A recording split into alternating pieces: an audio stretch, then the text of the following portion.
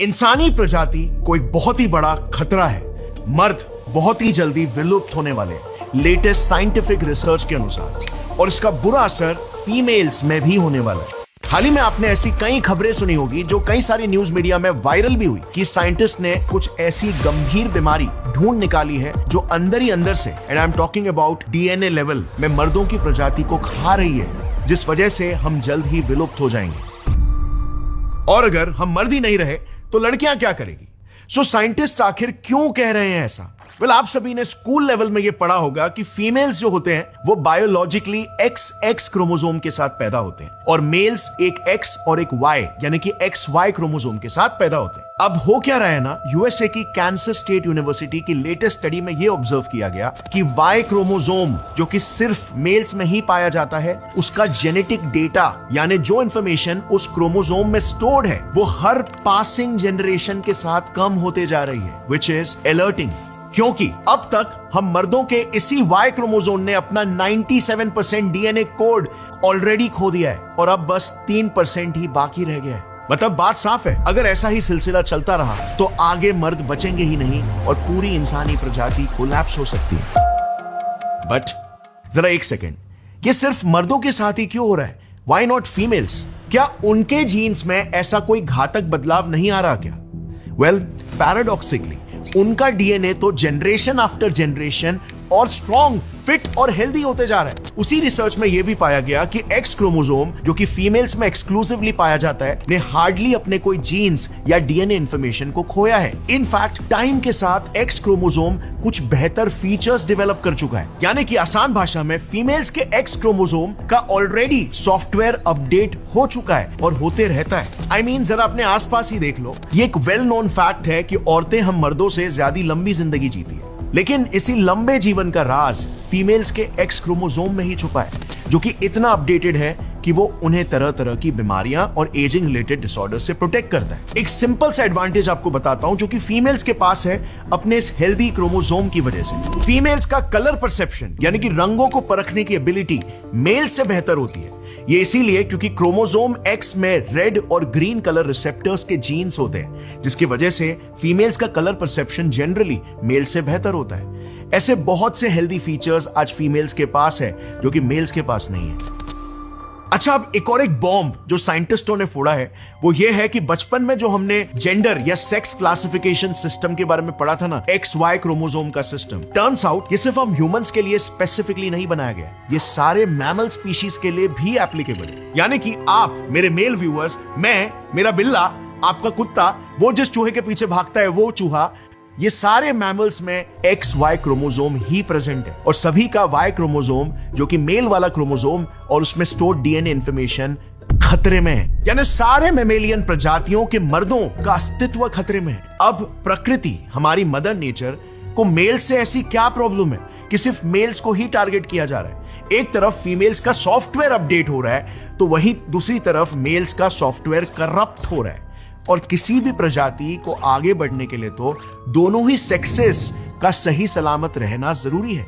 तो क्या पृथ्वी में लाइफ का अंत इसी वजह से होने वाला है? क्या लाइफ अपने जन्म से ही फंडामेंटली एक घातक बीमारी लेकर जन्मी थी? क्या वो बीमारी मौत है?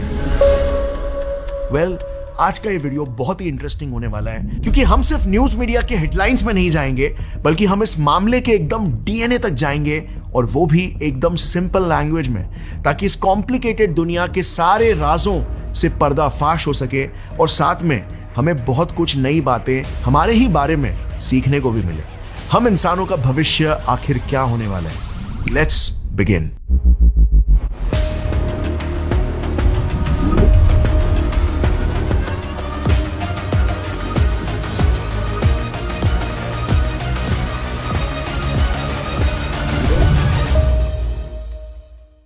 सो फ्रेंड्स, शुरुआत करते हैं एकदम बेसिक लेवल से कि ये क्रोमोसोम्स ही आखिर क्या होते हैं जो कि खतरे में है। हम इंसान सैकड़ों सेल्स यानी कि कोशिकाओं के बने होते हैं। आओ इनमें से किसी भी एक सेल के अंदर जरा जूम करके देखते हैं हमें क्या मिलता है। ये है सेल न्यूक्लियस और इसके आसपास है बाकी के सेल ऑर्गेनल्स यानी कि पार्ट्स, जैसे कि mitochondria, Golgi body, lysosomes etcetera. अब इस न्यूक्लियस जो कि सेल का मेन गढ़ होता है, उसके अंदर अगर जूम करेंगे तो हम देख सकते हैं कि यहाँ पर क्रोमोसोम्स पेयर्स यानी कि जोड़ियों में मौजूद है। क्रोमोसोम्स बने होते डीएनए की लंबी चेन से, जो कि हिस्टोन प्रोटीन्स नाम के एक स्पेशल बॉन्डिंग प्रोटीन के ऊपर कॉइल होकर एक टाइट और कंडेंस्ड स्ट्रक्चर बनाते हैं। बेसिकली क्रोमोसोम्स एक स्ट्रक्चर है जो कि डीएनए के चेन्स को बांध के रखता है और इसे प्रोटेक्ट करता है किसी भी तरह के एक्सटर्नल इंटरफियरेंस से।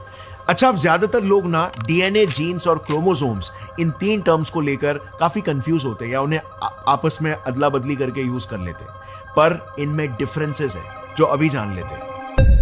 सो इसे ऐसे समझो, डीएनए ना सबसे बेसिक स्ट्रक्चर है। इसे आप ईंट यानी कि ब्रिक जैसा समझ सकते हो जो घर बनाने के लिए बिल्कुल जरूरी है। अब इन डीएनए की लंबी चेन्स को अगर मैं स्पेसिफिक जगहों पर कट कर दूं तो इन स्पेशल टुकड़ों को जीन्स कहते हैं। ये जीन्स उन ईंट से बने स्पेशल दीवारों के जैसे होते हैं कि ईंटों को साथ में ले लिया और बेडरूम की एक दीवार बन गई, या फिर बाथरूम की एक दीवार बन गई, या किचन की दीवार। डीएनए की दीवारें या गुच्छे जीन्स कहलाए जाते हैं। इन्हीं जीन्स में हमारे फिजिकल फीचर्स की इंफॉर्मेशन कोडेड होती है। अब इन सब को आपस में जोड़ के और संभाल के रखने वाला स्ट्रक्चर क्रोमोसोम होता है। ये वही घर है जिसमें वो सारी दीवारें समाई हुई है, डीएनए और जीन्स दोनों समाये हुए हैं। अच्छा, ये क्रोमोसोम्स हमेशा पेयर्स यानी कि जोड़ियों में ही पाए जाते हैं। हमारे हर एक सेल में क्रोमोसोम्स के 23 डिफरेंट पेयर्स पाए जाते हैं। मगर आपके दिमाग में भी सवाल आ रहा होगा कि हमेशा जोड़ियों में ही क्यों? जैसे फॉर एग्जाम्पल ह्यूमंस के क्रोमोसोम नंबर 1 का केस ले लेते हैं, जो कि साइज में सबसे बड़ा है और उसमें करीब 3000 जीन्स प्रेजेंट है। अब ह्यूमन रिप्रोडक्शन के दौरान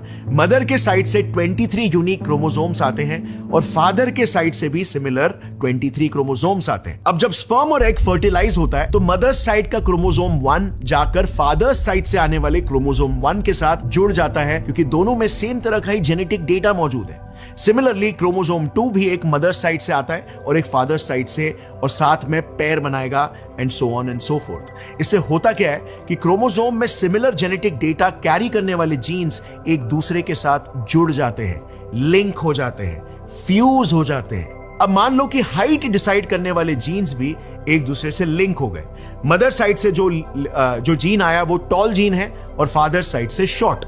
अब इसमें से अगर मदर साइड वाला टॉलनेस जीन डोमिनेंट होगा तो बच्चा टॉल पैदा होगा। तो नेचुरल सिलेक्शन हो पाने के लिए इन क्रोमोसोम्स का जोड़ियों में होना जरूरी है और इसीलिए ये जोड़ियों में पाए जाते हैं।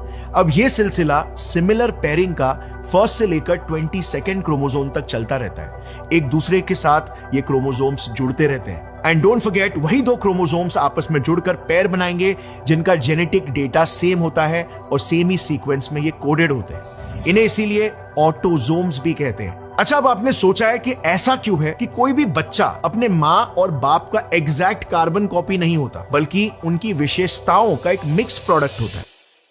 वेल, दैट इज बिकॉज जैसे हमने जाना, ये ऑटोसोम्स हमेशा पेयर्स में पाए जाते हैं, एक मदर साइड का और एक फादर साइड का।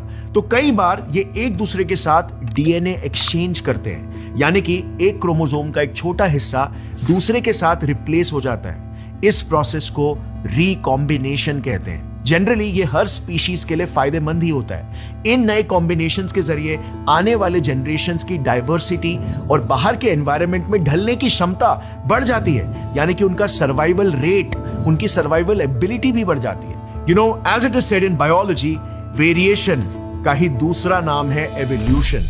डीएनए रिकॉम्बिनेशन की वजह से ही बच्चा माँ बाप की विशेषताओं का एक हाइब्रिड बन जाता है। तो जेनेटिक रिकॉम्बिनेशन किसी भी स्पीशीज के सर्वाइवल और फंक्शनल एवोल्यूशन का एक अहम हिस्सा है। लेकिन अब तक हमने सिर्फ 1 से लेकर 22nd पेयर वाले क्रोमोसोम्स, जिसे ऑटोसोम्स कहते हैं, उनकी बात की।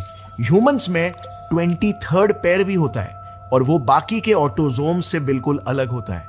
इनफैक्ट क्योंकि ये सिमिलर पेयर्स में नहीं आता है तो इन्हें ऑटोसोम्स भी नहीं कहते, इन्हें सेक्स क्रोमोसोम कहते हैं। ये सेक्स क्रोमोसोम्स 2 यूनिक कॉम्बिनेशन में आते हैं, X एंड X जो कि फीमेल बच्ची को जन्म देता है और X एंड Y जो कि मेल बच्चे को जन्म देता है। क्योंकि Y क्रोमोसोम सिर्फ और सिर्फ मेल्स में ही मौजूद होता है, इसीलिए रिप्रोडक्शन के दौरान फादर साइड से अगर Y क्रोमोसोम पास होता है, सिर्फ और सिर्फ तभी एक मेल बच्चा ही पैदा होगा, वरना फादर साइड से X क्रोमोसोम जाने पर नेचुरली फीमेल पैदा होगी। और इसीलिए फादर की तरफ से जो क्रोमोसोम जाता है वही होने वाले बच्चे का सेक्स डिसाइड करता है। अच्छा, इस बात पे थोड़ा फोकस करना कि Y क्रोमोसोम का कोई जुड़वा नहीं होता, मतलब ये किसी के साथ भी लिंक या अटैच या जुड़कर अपने आप को रिकंबाइन, अपना सॉफ्टवेयर अपडेट नहीं कर सकता जैसे बाकी के दूसरे क्रोमोसोम्स कर पाते हैं, विच बेसिकली मीन्स ये एज इट इज हमारे दादाजी से पिताजी में पास हुआ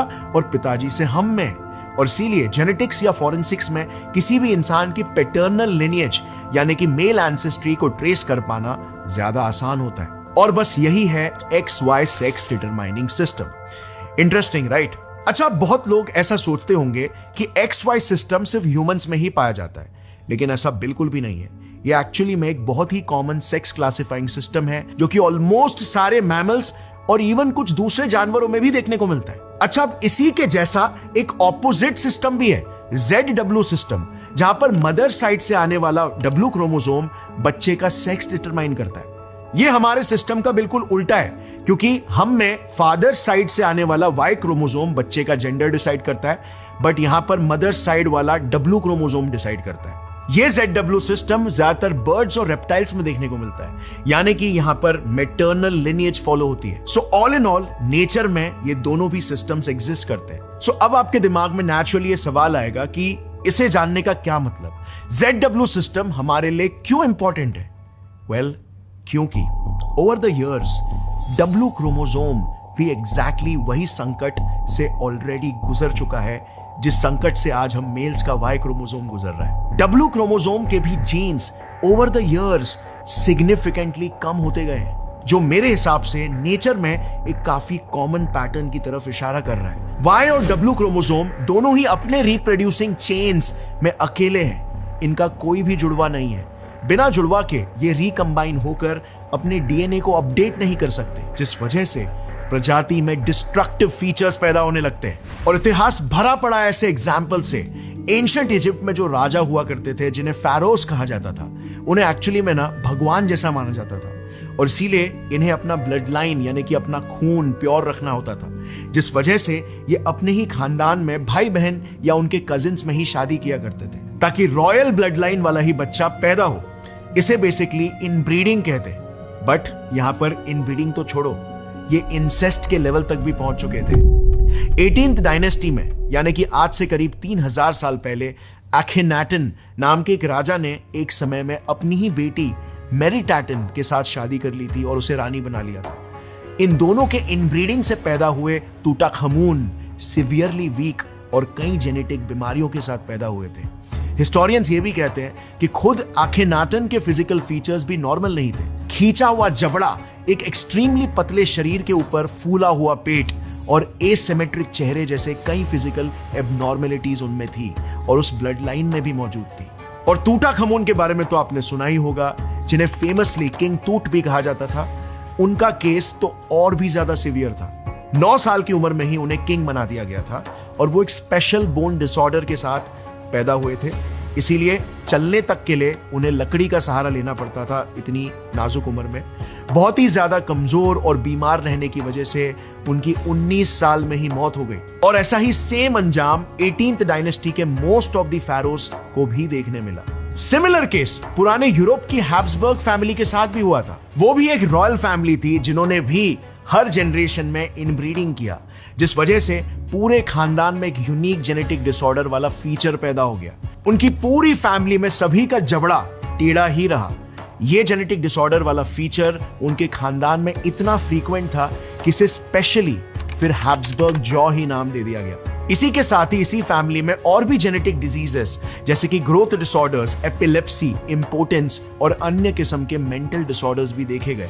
इवन इंडिया में पारसीज जब पहली बार आए थे तो अपने क्लोज रिलेटिव्स और कजिन्स में ही इनब्रीडिंग के कारण पारसी कम्युनिटी में भी बहुत सारे जेनेटिक और न्यूरोलॉजिकल डिसऑर्डर्स पैदा होने लगे थे। तो ग्लोबली अगर देखा जाए ना तो अलग अलग टाइम स्केल्स पर कई सारे रेसेस या स्पीशीज में एबनॉर्मेलिटीज देखी गई है। इसका मेन रीजन यही रहा है कि जब भी इनब्रीडिंग या इंसेस्ट से कोई बच्चा पैदा होता है तो दोनों भी पेरेंट्स की तरफ से ऑलमोस्ट सेम ही जीन्स आते हैं। इससे यह होता है कि रिकॉम्बिनेशन के दौरान जो वीकर जीन्स है और जो जेनेटिक डिफेक्ट्स है वो अपडेट ही नहीं हो पाते और वो नेक्स्ट जनरेशन में भी कैरी फॉरवर्ड हो जाते हैं और फिर यही जेनेटिक एबनॉर्मेलिटीज आगे के भी जनरेशन में पास ऑन होते चले जाते हैं और सिचुएशन बद से बदतर होती जाती है और अंत में ऐसे कॉम्प्लिकेटेड और डिस्ट्रक्टिव डीएनए कोड्स पैदा हो जाते हैं जो कि डिस्ट्रक्टिव फीचर्स पैदा करते हैं जो कि पूरी लिनिएज को ही खत्म कर सकते हैं। और यही कारण था कि इजिप्शियन pharaohs, जिन्हें एक समय पर भगवान माना जाता था, वो भगवान खुद ही अपनी जान भी नहीं बचा पाए और अपने राज्यों को अंत में खो बैठे। सो इतिहास से भी हमें यही सीखने को मिलता है कि जीन्स को रिकंबाइन होकर अपने एरर्स को अपडेट करते रहना आवश्यक है, और अगर ऐसा नहीं होता तो वो डिग्रेड होना शुरू हो जाते हैं। प्रकृति की भाषा में सिंपल फंडा है, या तो आप ग्रो कर रहे हो या फिर आप मर रहे हो। और साइंटिस्ट इसीलिए यही चिंता जता रहे हैं कि अब मेल्स का वाई क्रोमोसोम भी एग्जैक्टली ऐसे ही डिग्रेड होते जा रहा है। तो क्या हमारा अंत भी पहले बताए गए कुछ केसेस की तरह ही होगा? क्या स्पेशल होने की कीमत हम मर्दों के वाई क्रोमोसोम को मौत के तोहफे के रूप में चुकानी पड़ेगी? वेल, चलिए समझते हैं कि हम मर्दों का फ्यूचर आखिर क्या हो सकता है। सो क्या हमारे पास कोई सबूत है आज के तारीख में कि वाई क्रोमोसोम सच में विलुप्त भी हो रहे हैं क्या? साइंटिस्ट एग्जैक्टली किस आधार पर इतना बड़ा दावा कर रहे हैं? वेल, हमारे पास सबूत है। करीब 30 करोड़ साल पहले जब धरती पर पहली बार मैमल्स का जन्म हुआ था, तब XY क्रोमोसोम पेयर में X और Y क्रोमोसोम्स दोनों ही सेम साइज के थे। लेकिन आज Y क्रोमोसोम अपने जोड़ीदार X से साइज में 3 गुना छोटा हो चुका है। तब से लेकर आज तक Y क्रोमोसोम ने ओरिजिनली 1438 जीन्स में से 1393 जीन्स खो दिए हैं, यानी कि लगभग 3 से 4% ही जीन्स आज के तारीख में वाई क्रोमोसोम में बाकी रह गए। बाकी के सारे विलुप्त हो गए। वाई क्रोमोसोम में आज सिर्फ और सिर्फ मेल रिप्रोडक्शन और मेल फर्टिलिटी से ही लिंक्ड जीन्स बचे हैं, बाकी सारे जीन्स विलुप्त। सो यही सेम चीज आखिर एक्स क्रोमोसोम के साथ क्यों नहीं हुई? उनके साथ भी तो होना चाहिए था ना, क्योंकि आखिर वो भी तो सेक्स क्रोमोसोम है, फीमेल सेक्स क्रोमोसोम। तो फिर ये भेदभाव काहे को? वेल, मेजरली इसके 2 रीजंस है। पहला ये कि एक्स क्रोमोसोम सिर्फ फीमेल सेक्स स्पेसिफिक क्रोमोसोम है ही नहीं, और ये एक बड़ा मिसकंसेप्शन है। एक्स एक जनरल क्रोमोसोम है। इनफैक्ट ह्यूमंस में फीमेल डेवलपमेंट ये एक डिफॉल्ट सेटिंग होती है। हर कोई बच्चा, इवन मेल्स भी, सबसे पहले फीमेल्स के रूप में ही जन्म लेता है।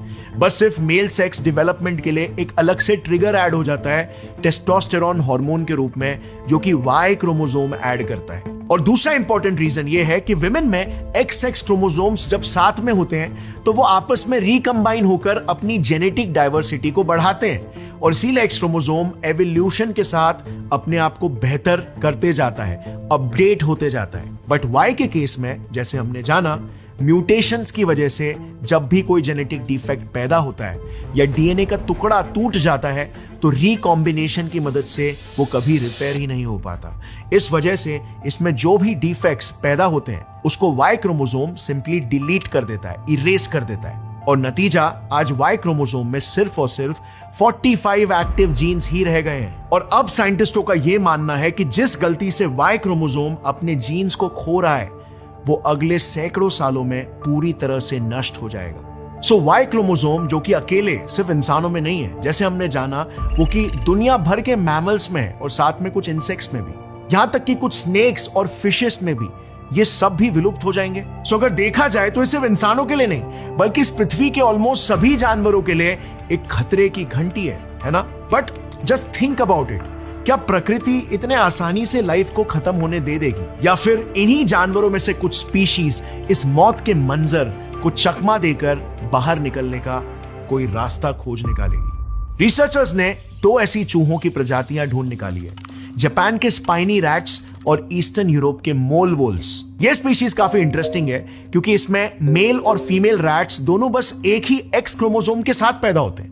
दे do not have a Y chromosome at all. But एक इंटरेस्टिंग एवोल्यूशन यहां पर यह हुआ कि इनके वाई क्रोमोसोम्स का सारा जेनेटिक डेटा दूसरे किसी क्रोमोसोम में ट्रांसफर हो गया और स्पीशीज बिना किसी रुकावट के आगे बढ़ते चली गई without having a Y chromosome. So अब ये सुनकर थोड़ा सा मन हल्का हुआ, टेंशन, थकान, स्ट्रेस, बोझ जिंदगी से थोड़ा सा हल्का हो गया।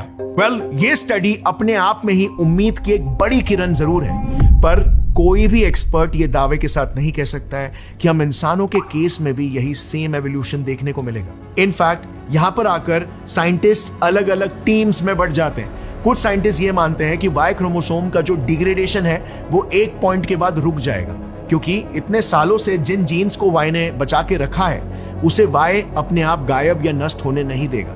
एक सेक्शन साइंटिस्टों का यह भी बिलीव करता है कि इन चूहों की तरह इंसानों में भी सारा इंपॉर्टेंट जेनेटिक डेटा दूसरे क्रोमोसोम्स में ट्रांसफर हो जाएगा और सेक्स डिटर्मिनेशन का एक नया मैकेनिज्म ही डेवलप हो जाएगा। लेकिन एक्सपर्ट्स ने यह भी चेतावनी दी है कि ऐसा होने पर हमें नहीं पता कि ये नया मैकेनिज्म एग्जैक्टली कैसे काम करेगा। हो सकता है कि इसके चलते नई इंसानी स्पीशीज का ही जन्म हो जाए, जिसमें मेल्स जैसे आज दिखते हैं उससे टोटली अलग ही दिखने लगे। क्या ऐसी सोसाइटी में मैस्कुलिनिटी और मर्दांगी का एक नया कॉन्सेप्ट ही जन्म ले लेगा? Who knows? अब एनीवे, इसका जो भी आउटकम हो, लेकिन ये रीसेंट न्यूज और डिस्कवरीज जो है वो एक आई ओपनर की तरह सबके सामने आई है और इसीलिए दुनिया भर के न्यूज मीडिया आउटलेट्स में इसके चर्चे हो रहे हैं। But being a science enthusiast, मेरा ये काम था कि आपके सामने पूरी सच्चाई लाकर आपको रख देना और साथ में आपको इस कॉन्सेप्ट की डेप्थ और डिटेल के बारे में भी समझाना। इस वीडियो से हमें प्रकृति की एक बहुत ही फंडामेंटल सच्चाई सीखने मिलती है। इस ब्रह्मांड में या तो आप इवॉल्व हो रहे हो या तो आप मर रहे हो। ये एक सबसे फंडामेंटल प्रिंसिपल है, सिद्धांत है ब्रह्मांड का, और हमारी लाइफ में भी ये 100% एप्लीकेबल है। अगर हम नॉलेज, नई विशेषताएं और नए स्किल्स सीखकर खुद को बदलती परिस्थितियों के साथ अपडेट और इवॉल्व नहीं कर रहे हैं तो हम कहीं ना कहीं मर रहे हैं। और आज आपने इस वीडियो को देखकर एग्जैक्टली यही किया, साइंस समझकर अपने नॉलेज को अपडेट किया और थोड़ा सा और ग्रो हो गए। सो फ्रेंड्स, आपको क्या लगता है हम मेल्स का भविष्य क्या होने वाला? प्रेडिक्ट किए गए 2-3 आउटकम्स में से कौन सा आउटकम हमारा भविष्य होगा आपके हिसाब से? कमेंट्स में जरूर बताना। And as always, keep growing and keep evolving. जय हिंद, वंदे मातरम।